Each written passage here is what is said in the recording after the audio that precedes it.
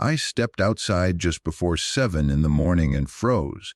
My HOA head was crouched on my front walkway like a thief caught mid-job, one knee on the concrete, a trash bag open beside her, a box cutter flashing in her hand as she sliced through the bright orange safety markers leading from my driveway to my front door. Markers as federal judges had ordered installed, not suggestions, not decorations. Court-ordered disability accommodations after my military service left me with permanent mobility damage. She knew exactly what they were. When she noticed me standing there, she didn't jump or apologize. She smiled, smug smile. Then she peeled another marker off the concrete and said, almost cheerfully, that they were oogly and didn't fit the neighborhood aesthetic. Like she was critiquing throw pillows instead of destroying federal accommodations. She laughed while dropping the pieces into her bag, my driveway blocked by her oversized SUV, confident that her HOA title made her untouchable. What she didn't understand was simple. This wasn't an HOA violation anymore. This was tampering with a court order. And that quiet moment, her box cutter, her laughter, my destroyed markers, would become the most expensive mistake of her life. If you want to hear more true stories like this, make sure you hit that subscribe button to HOA Gone Wild. And tell me in the comments, where are you watching from? I moved to Redwood Pines because I thought quiet would help me heal. After the war, silence felt safer than noise. Fewer surprises. Fewer moments where my body locked up before my brain could catch up. Cedar Bluff County was small, tucked away from highways and headlines, the kind of place where people waved instead of stared. The subdivision itself looked like something out of a brochure. Neat sidewalks, trimmed lawns, identical mailboxes, and rules posted everywhere promising community harmony. At the center of my world was a single-story house with a short driveway and a front walkway that curved just enough to cause problems. On good days, I could manage it with a cane. On bad days, my balance faltered without warning. The injury from overseas didn't announce itself. One second I'd be steady, the next the ground felt like it tilted out from under me.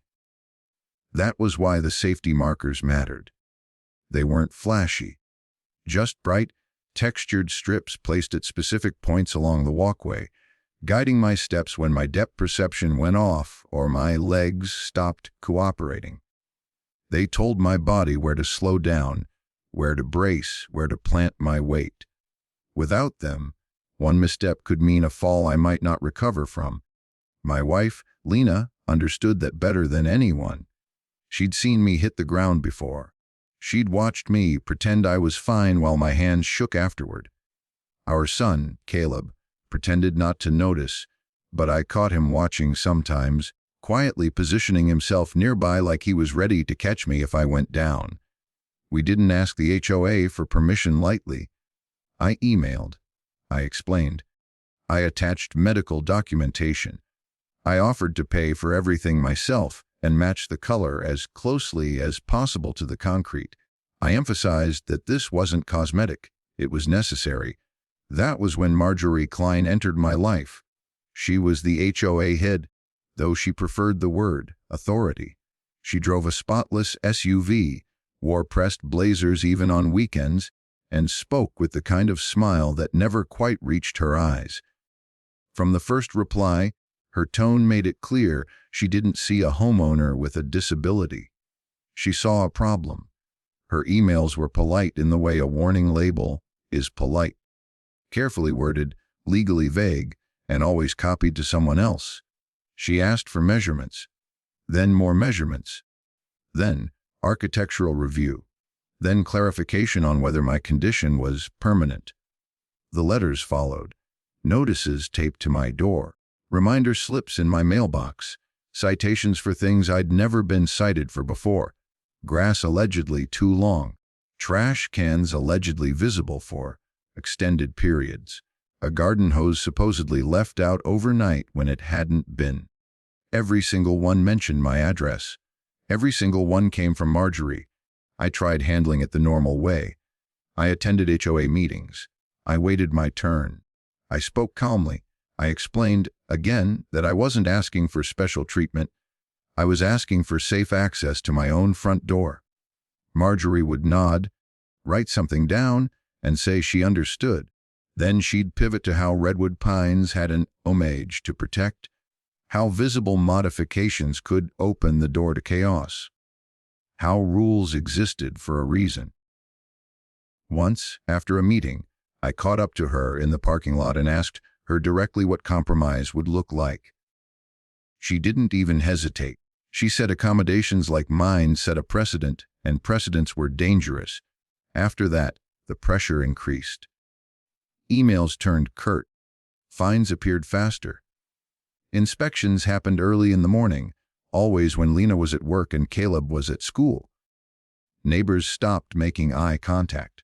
Someone told me quietly that Marjorie had mentioned I was trying to sue the neighborhood. That was the moment I realized politeness wasn't working. I sought legal advice, not to punish anyone, just to exist safely in my own home. When the formal accommodation request went in, Marjorie responded with a letter printed on HOA letterhead, signed in bold ink. She acknowledged my service. She acknowledged my injury. Then she denied the request. The reason was a single sentence. She wrote that my condition appeared to be a temporary inconvenience, and that permanent visual alterations were therefore unjustified. I read that line over and over. Temporary. As if the pain, the instability, the nights I couldn't sleep because my leg wouldn't stop burning were just a phase. As if my family's daily calculations, how far I could walk, how fast I could move, whether today was a good day or a bad one, were an exaggeration. That denial wasn't just a rejection. It was a line in the sand, and Marjorie had no idea what she'd just started. The first fine arrived less than a week after Marjorie denied my request. It was framed as a courtesy notice, which would have been funny if it hadn't come with a dollar amount attached. According to the letter, my lawn edging was uneven. I stood in the driveway reading it, staring at grass that hadn't changed in months, and felt that familiar tightening in my chest, the one that told me this wasn't about grass. 2 days later, another notice followed, then another, each one more confident than the last. Late fees appeared. Deadlines shortened. The tone shifted from passive-aggressive to openly hostile. That was when Lena sat me down at the kitchen table and said what I'd been avoiding. "This isn't going to stop," she said. "We need help." The attorney I met with didn't raise his voice or shake his head dramatically. He just listened. He looked through the emails, the letters, the denial. When I got to the part where Marjorie called my disability a temporary inconvenience, he paused for a long moment and then said, "That's going to matter." A formal letter went out to the HOA requesting mediation. It laid everything out plainly. Medical documentation, safety concerns, reasonable accommodation under federal law, no threats, no grandstanding. Marjorie rejected it within 48 hours. Her response was short, cold, final.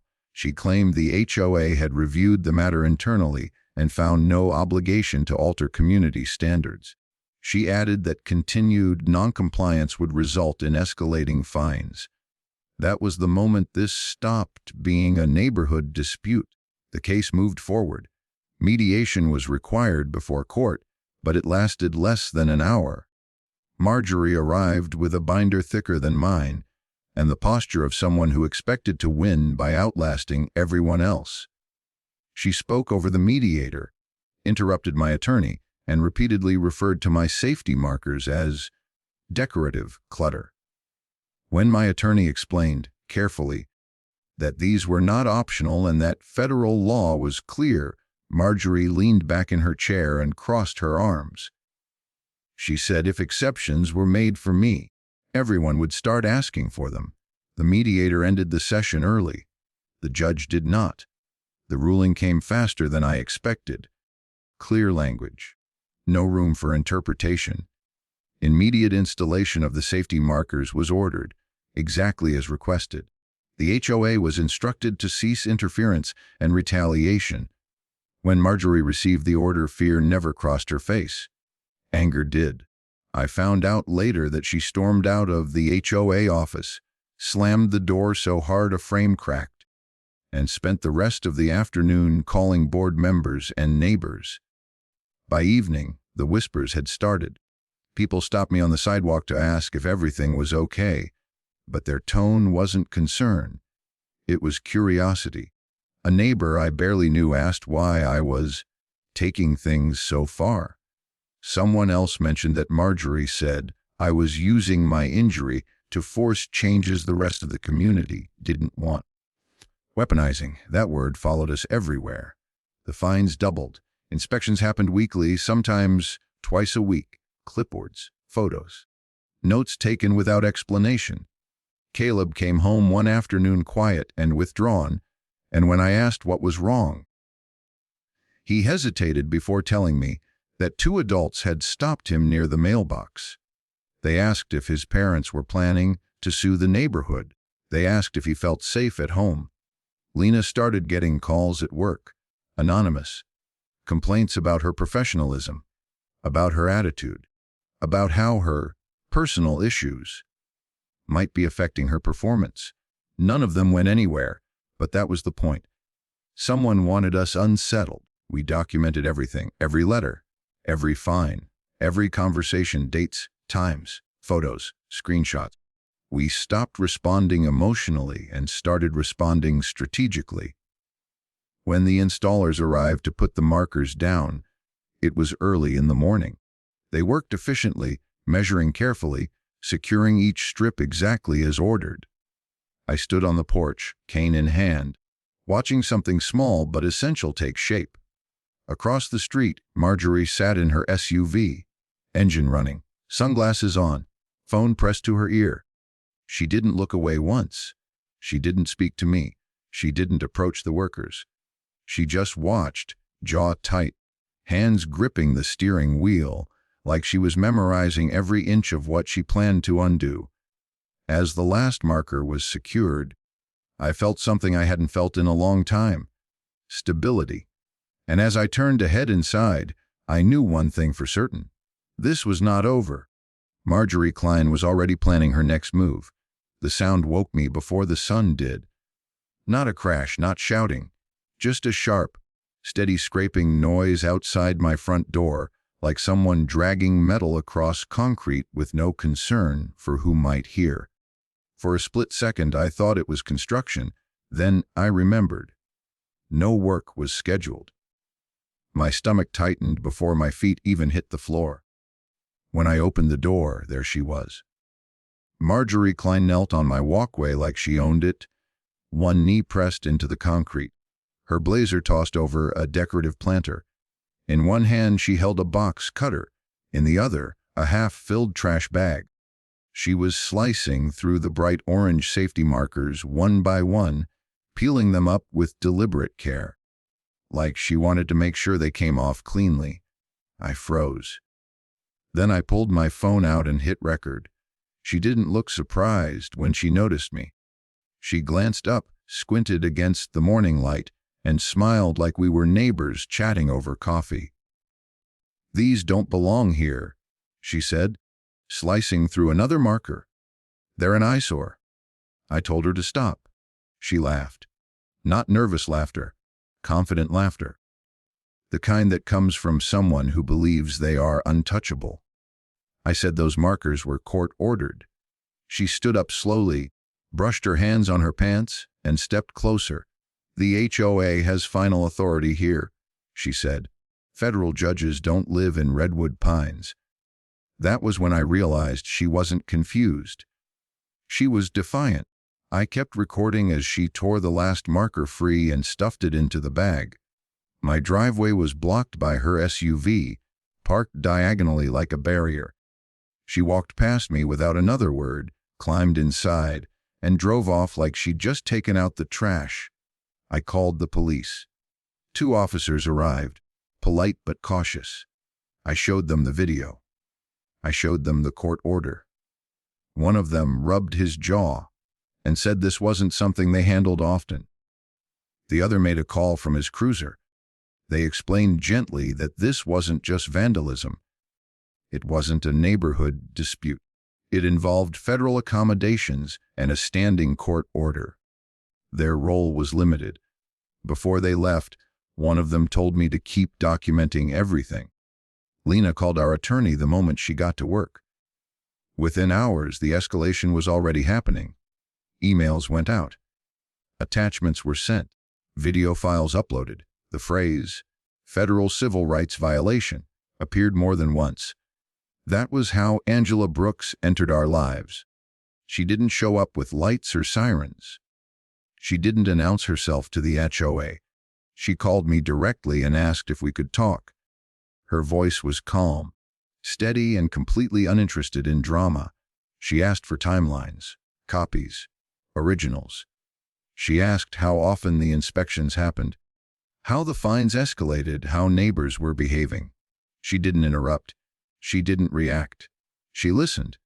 Over the next few days, she began quietly reaching out to others. Former board members, neighbors who had complained before but backed down, contractors who had been paid late. Patterns started to emerge. Marjorie, meanwhile, doubled down. New notices appeared on my door, new fines, new warnings about unauthorized modifications, even though the markers were gone. She sent a community-wide email about maintaining standards and preventing abuse of the system. No names were mentioned, but everyone knew who it was about. She wanted me isolated. Instead, she was building a case against herself. Angela never warned Marjorie, never confronted her. She let the behavior continue. Each act of retaliation added weight. Each email, each fine, each inspection became another brick in the wall Marjorie was constructing around her own future. I stood on my porch one evening, cane planted carefully, looking at the bare concrete where the markers had been. For the first time since moving into Redwood Pines, I felt something shift. This wasn't about rules. It wasn't about aesthetics. It wasn't even about control. This was punishment. Marjorie wasn't trying to enforce compliance anymore. She was trying to teach me a lesson for daring to push back. And that was the moment I understood something important. The HOA wasn't the danger. Retaliation was. And now it was documented. We didn't rush after what Marjorie did. That was the hardest part. Every instinct I had screamed to push back loudly, to confront her, to force the issue in the open. But Lena stopped me. She reminded me that people like Marjorie thrived on reaction. Noise was her element. If we wanted answers, we had to move quietly. So we did the opposite of what she expected. We went silent. Lena started with the HOA financial disclosures. They were technically public records, buried behind password, protected portals and bland headings that discouraged anyone from actually reading them. Most homeowners didn't. They trusted the summaries, the pie charts, the neat totals at the bottom. Lena didn't. She printed everything, spread it across the dining table late at night after Caleb went to bed. Line items, vendor names, payment schedules. She highlighted, circled, compared. It looked normal. Landscaping, maintenance, administrative fees. Then she noticed something small. One landscaping company was being paid far more frequently than the others. Not just monthly, sometimes twice in the same week. The amounts varied just enough to avoid standing out.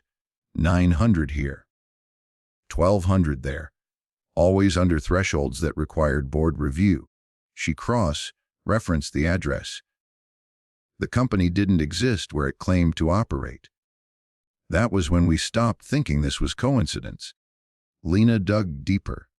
She matched dates against work actually done in the neighborhood. There were charges for trimming that never happened. Irrigation repairs no one remembered. Emergency cleanups after storms that never came. The more she looked, the clearer it became. This wasn't sloppy bookkeeping. It was deliberate. We didn't confront the HOA. We didn't ask questions. Instead, Lena reached out to someone she trusted, a neighbor named Paul Renner who lived 3 houses down. He kept to himself, waved politely, and worked from home. I knew he did something with numbers, but I'd never asked what. Paul was an independent accountant. When Lena explained what she'd found, he didn't react right away. He asked for copies, full statements, bank reconciliations, vendor contracts. 2 nights later, he came over with his laptop and a look I won't forget. "This is bad," he said. He showed us patterns we hadn't even noticed yet, repeating payment structures, rounded figures, timing that coincided with Marjorie's personal purchases, luxury trips, vehicle upgrades, renovations that showed up on social media. Dale wasn't alone in this. The HOA head had been siphoning money for over a year, small amounts, often enough. Quietly, Paul explained it in plain terms. She needed cover, noise conflict, something that kept homeowners arguing about rules instead of looking at the books. My disability fight wasn't an inconvenience to her. It was an opportunity. While neighbors were distracted by gossip about lawsuits and accommodations, she was emptying the account.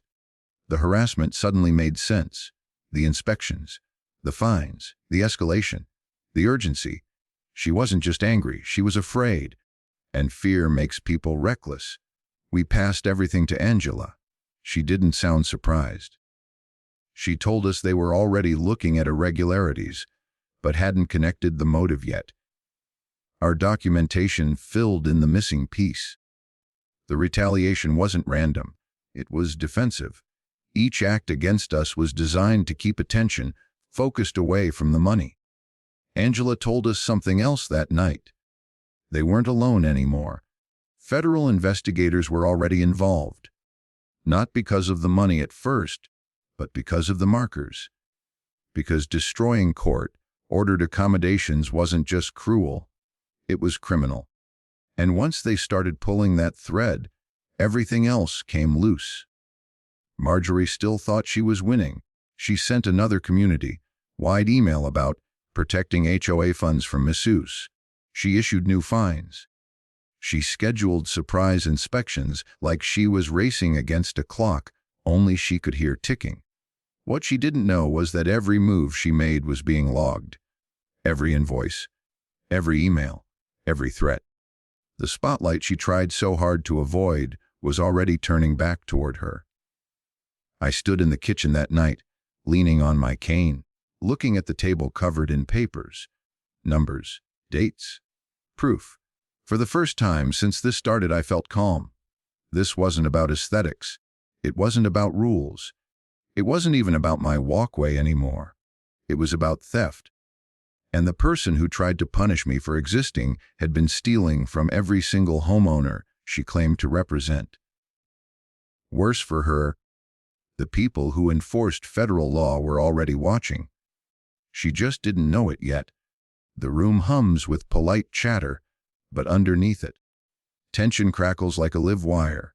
Long folding chairs scrape against the polished floor as neighbors settle in, families with kids fidgeting, retirees murmuring to one another. All around, OA notices, glossy brochures and name tags lie on the tables, but they feel like props in a drama everyone hasn't realized is about to unfold. Marjorie steps up first, radiating authority, her voice carrying that practiced mix of cheer and menace. "Thank you all for coming," she begins, with the kind of smile that doesn't reach her eyes. "We have some concerns about property use in our community." Ethan sits calmly at the back, a neat stack of folders in front of him. Each is meticulously labeled, containing evidence that will leave Marjorie scrambling for words. Surveys, permits, property titles, emails, even audio recordings of board discussions, all of it compiled like a lawyer's brief. He flips one open casually, pretending to review numbers, but in reality, he's mentally rehearsing the order of presentation. The irony isn't lost on him. She intends to humiliate him, but she doesn't know he's already holding the cards. Angela, seated beside him, glances around subtly, confirming what Ethan already knows. Federal agents are mingling quietly at the back of the room. Their presence is unannounced, their attention invisible but palpable. They are silent witnesses, weighing each word, each gesture, but their silence gives the board a false sense of security. Ethan's heart beats steadily, not out of fear, but anticipation. This is not just a neighborhood dispute anymore. It's a full-blown accountability moment, and the scales are tipped in his favor. Marjorie's eyes sweep over the crowd as she continues, oblivious to the storm about to hit. She pauses dramatically, holding up a letter she's prepared in advance, the kind that threatens fines and legal action. "We've noticed some unusual activity," she says, deliberately vague but loaded, "and we must take corrective action." A few nod in agreement, fearing her authority, but most glance at Ethan, unsure what this really means. Paul stands slowly, clearing his throat, drawing attention to a financial spreadsheet projected onto the wall behind him. Every line, every number, every irregularity meticulously highlighted. HOA funds that vanished, invoices that were forged, and a few suspicious reimbursements, all laid bare. The murmurs ripple through the room like a sudden gust of wind. Marjorie's smile falters ever so slightly. She had expected resistance, but not this level of exposure. The air tightens, as if the room itself is bracing for an impact. Ethan rises, folder in hand, his voice calm but carrying authority that cuts through the tension. "I've brought documentation for every claim we've received, every action taken," he says, pacing slowly, letting each word settle. He opens a folder, revealing permits and property records that prove his right to the land Marjorie has been attempting to seize. "This evidence shows not only my compliance but also where the HOA has overstepped its bounds." Gasps ripple through the crowd. Some neighbors lean forward, squinting at the charts and papers. Others exchange looks that say, "Why didn't we see this sooner?" Marjorie's hand twitches, but she masks it with a forced cough. Her eyes dart toward the exit, then back to the audience. She attempts a tight-lipped smile, but the momentum is gone. Angela signals subtly from her seat, and two agents at the back nod slightly, making no move but radiating a quiet authority that shifts the power dynamics in the room. This isn't a confrontation that can be bullied or intimidated away. The neighbors' whispers grow, a rising tide of disbelief and curiosity. One elderly man, long skeptical of the board's heavy-handed tactics, clears his throat. "Is this all documented?" His voice trembles slightly, but it carries. Ethan nods, lifting another folder to show receipts and official correspondence. Murmurs turn into small expressions of outrage and then cautious applause. People start connecting dots, realizing the HOA's authority has limits, and they've just been shown in stark clarity. Marjorie recovers briefly, raising her hand to speak, but Paul intercepts smoothly, pointing to the discrepancies in the budget, each number a dagger to her credibility. "These funds don't add up," he says, "and according to these records, many of these penalties were issued without authority." His words hang in the air. Silence. Then the murmurs swell again, stronger this time, fueled by years of quiet frustration. Ethan finishes by methodically laying out a proposed plan for compliance and restitution, ensuring the community can move forward legally and peacefully. He doesn't gloat, he doesn't scream. He lets the evidence speak. By the time he sits, the room is buzzing with a new understanding. Marjorie, once the untouchable authority, now looks small, her confidence shaken. She opens her mouth, but no words come. The agent's quiet presence, Paul's financial breakdown, and Ethan's documentation have done what threats never could: shift power with undeniable clarity.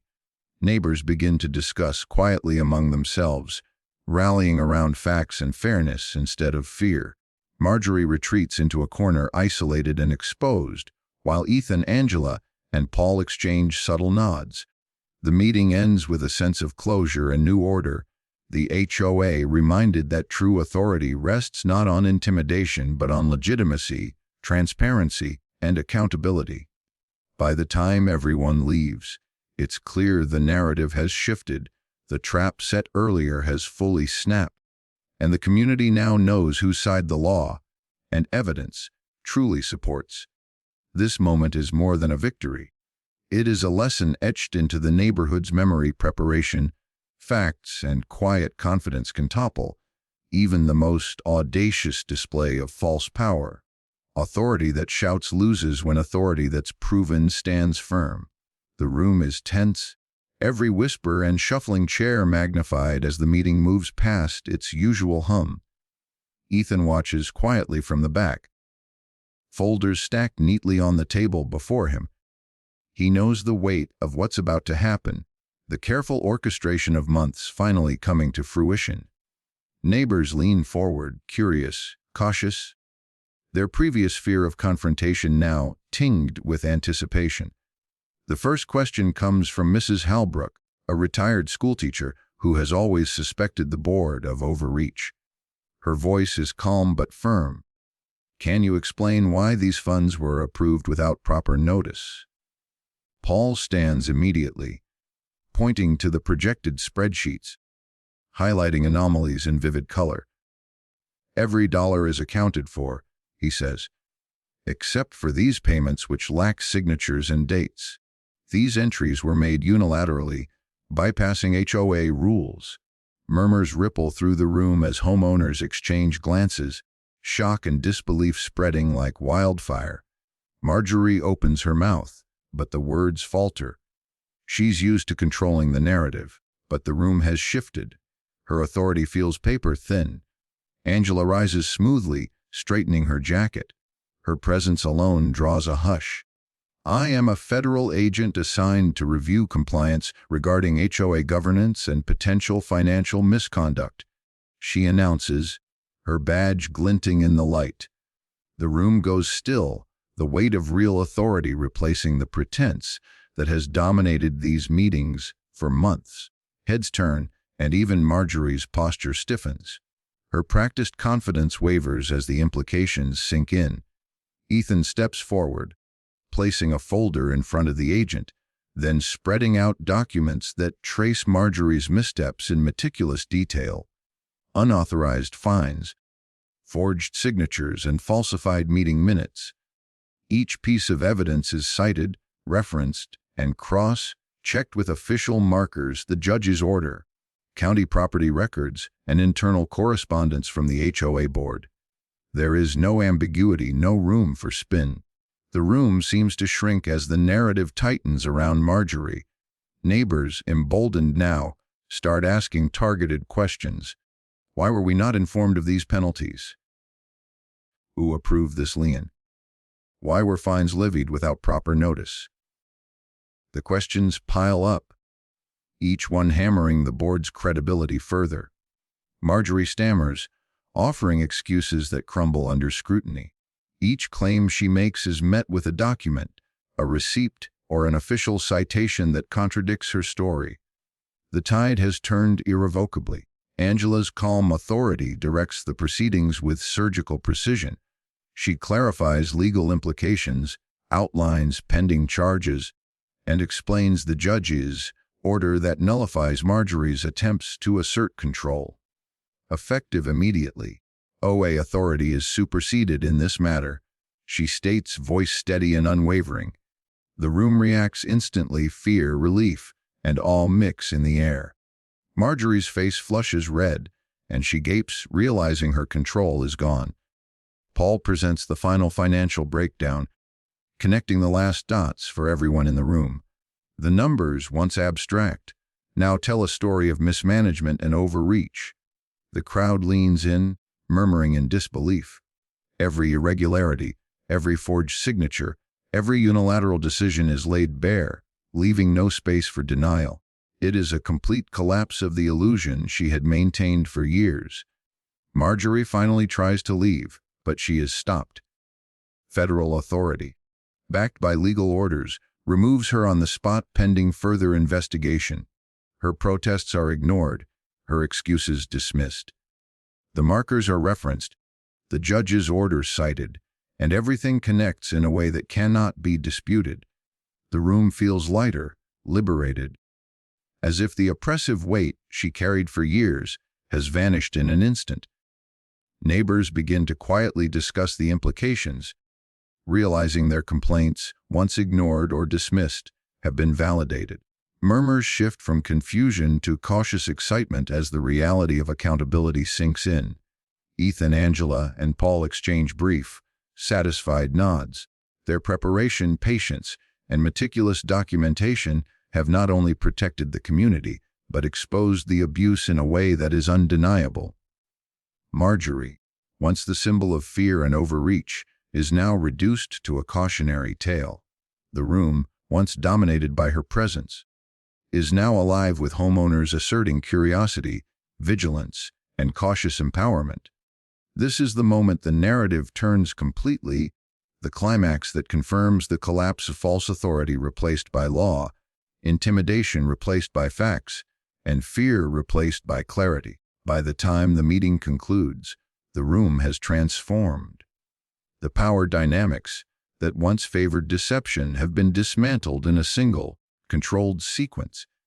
Authority that shouted, bullied, and threatened has been replaced by quiet, verifiable legitimacy.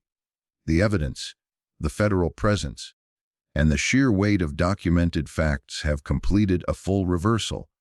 For the first time, the community sees the truth, and it is undeniable.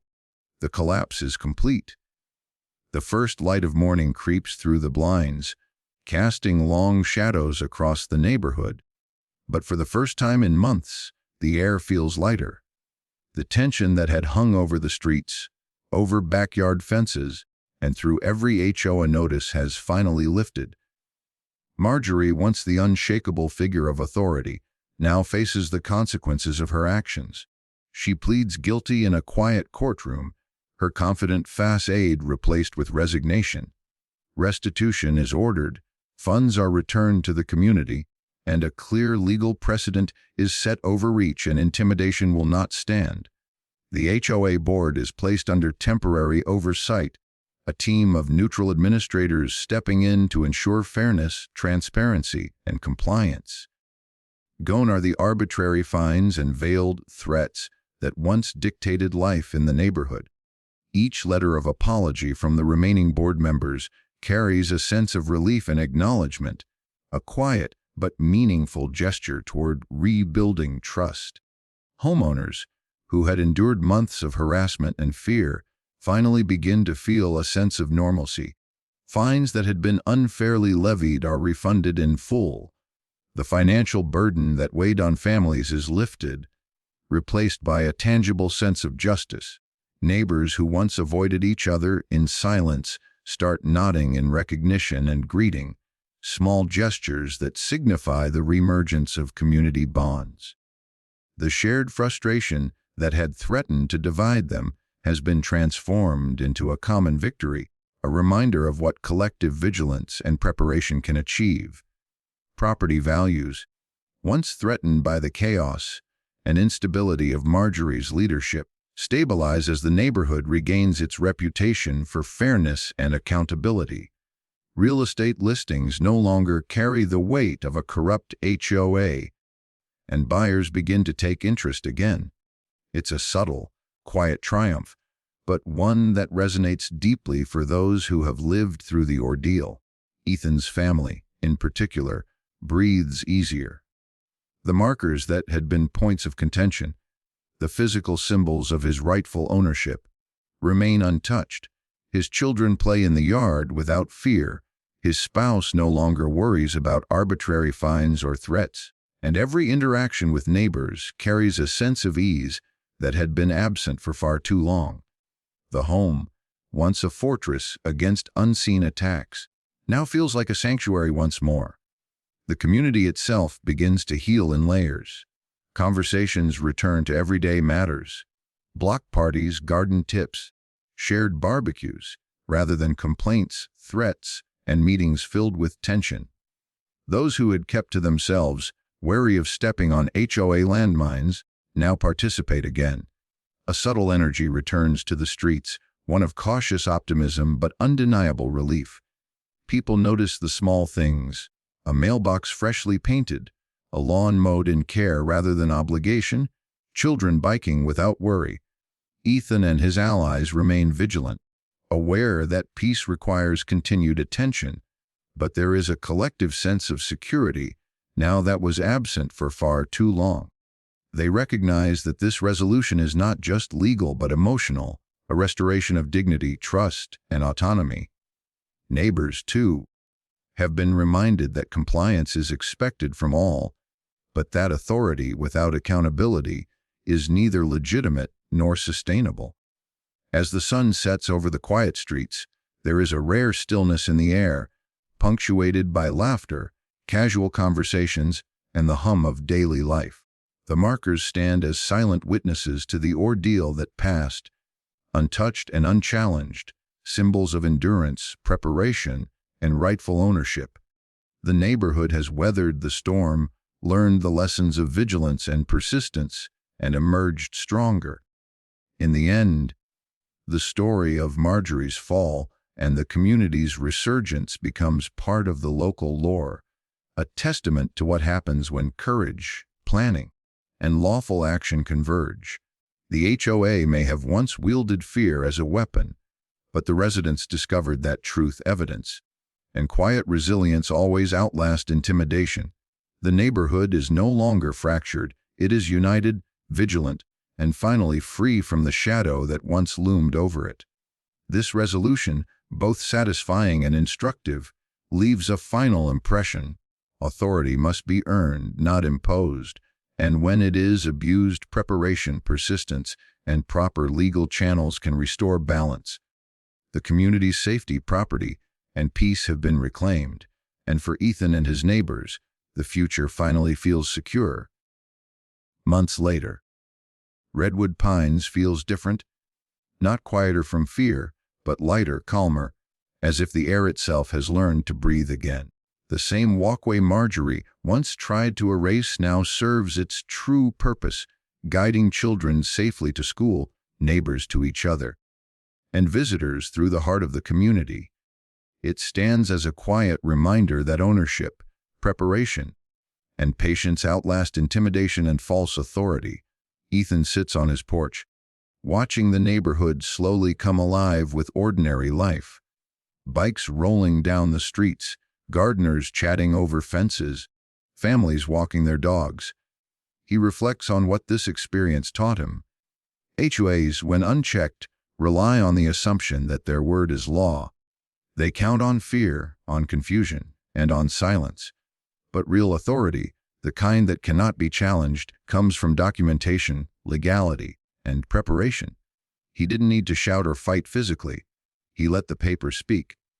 Every permit, every receipt, every carefully organized record became a shield, a sword, and a voice all at once. The lesson resonates clearly. Power is effective only when supported by truth and law. Words, threats, or manufactured rules have no weight against proper authority and clear evidence. And while the neighborhood heals, Ethan feels a deep sense of satisfaction, not from revenge, but from justice restored and peace reclaimed. If you want to hear more true stories like this, make sure you hit that subscribe button to HOA Gone Wild. And tell me in the comments, where are you watching from?